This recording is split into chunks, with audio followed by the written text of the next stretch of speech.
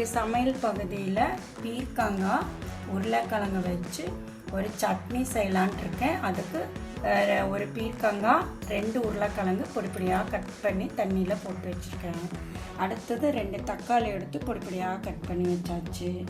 சின்ன வெங்காயம் கட் பண்ணி வச்சுருக்கேன். கருவேப்பிலை, இஞ்சி, 2 வரமிளகாய் விதை எடுத்துட்டு கட் பண்ணி வச்சுருக்கேன். இப்போ அடுத்தது நம்மளுக்கு கேஸ் ஆன் பண்ண போகிறேன். நான் கேஸ் ஆன் பண்ணிட்டேன். சின்ன குட்டி ப்ரெஷர் பேன் இருக்கு இல்லைங்களா, குக்கரு, அதிலே வச்சுட்டேன். டைரெக்டாக ஆயில் ஊற்றி வச்சுருக்கேன். அதில் கடலைப்பருப்பு உளுந்தப்பருப்பு சேர்க்க போகிறேன். 2 ஸ்பூன் கடலைப்பருப்பு உளுந்தப்பருப்பு வச்சு அது கோல்டன் ப்ரௌன் அது வரைக்கும் நல்லா கோல்டன் ப்ரௌன்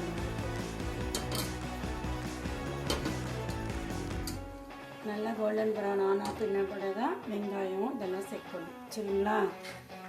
நம்ம இந்த வீடியோ பார்த்துட்டு இருக்கும்போது ஸ்கிப் பண்ணாமல் வீடியோ பார்த்துட்டே வாங்க. நான் சொல்கிறது அப்புறம் ஸ்டெப் பை ஸ்டெப்பாக நீங்கள் ஃபாலோ பண்ணிகிட்டே வந்து நம்ம சேனலுக்கு லைக் பண்ணி சப்ஸ்கிரைப் பண்ணிடுங்க விவாஸ். அடுத்தது என்ன போடலாம்? இந்த வந்து பீர்க்கங்காய் உருளைக்கிழங்கு வச்சு பஜ்ஜி பண்ணுற சட்னி பார்த்திங்கன்னா நம்மளுக்கு சாதத்துக்கு, தோசை, இட்லிக்கெல்லாம் வச்சு சாப்பிட்டா ரொம்ப சூப்பராக இருக்கும். நீங்களும் உங்கள் வீட்டில் ட்ரை பண்ணி பார்க்கணும். சாப்பிட்டுட்டு எனக்கு கமெண்ட்டில் சொல்லுங்கள் எப்படி இருக்குது, டேஸ்ட்டு நல்லா இருக்கான்னு சொல்லுங்கள். இது வந்து நாங்கள் ஆந்திரா ஸ்டைல். சரிங்களா? இப்போ பாருங்கள் நல்லா கோல்டன் கலர் வந்துடுச்சு.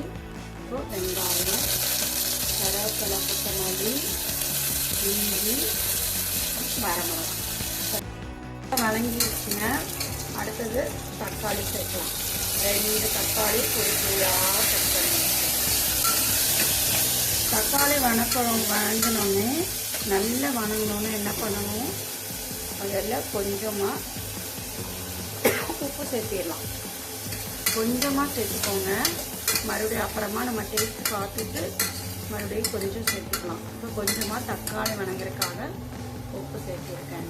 இந்த தக்காளி வதங்கும் போது என்னென்ன சேர்க்கணுன்னா கொஞ்சமாக மஞ்சத்தூள், அடுத்தது நான் கொஞ்சம் மிளகாத்தூள் போடுவேன், நீங்களும் போட்டுக்கோங்க.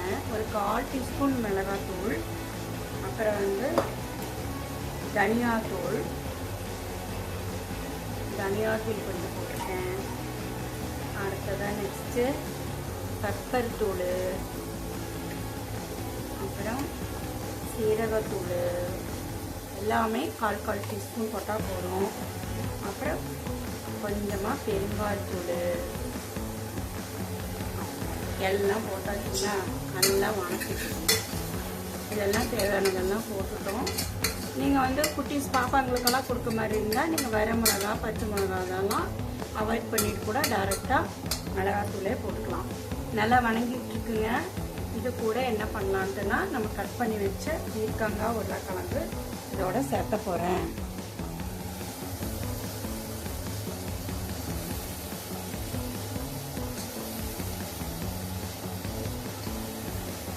இதை சேர்த்துட்டு இது கூட இப்போ என்ன பண்ணணும்னா நல்லா வணக்கிடணும்.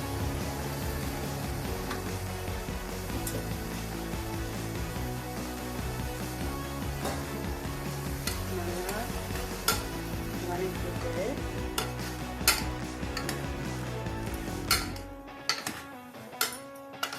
தேவையான தண்ணி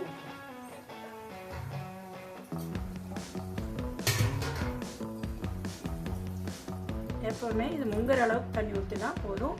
ஏன்னா நம்மளுக்கு சட்னிக்காகங்கிறதுக்கு இன்னும் கொஞ்சம் கூட கூடுதலாக தண்ணி சேர்த்திருக்கேன். இந்த அளவு இருந்தால் போதும் தண்ணி. சரிங்களா? அடுத்தது இப்போ உப்பு மறுபடியும் இன்னும் கொஞ்சமாக சேர்த்திக்கலாம்.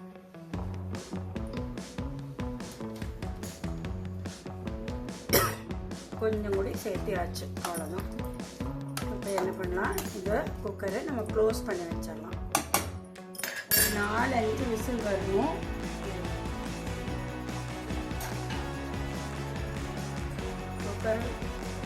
குக்கரை க்ளோஸ் பண்ணணும்.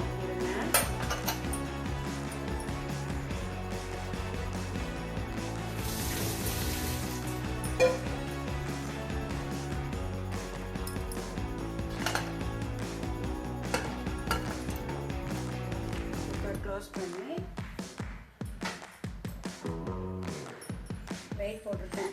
சரிங்களா, ஒரு 5 விசில் வர வரைக்கும் வெயிட் பண்ணலாம். விசில் விட்டு நல்லா கடைஞ்சி எடுத்து வச்சுருக்காங்க.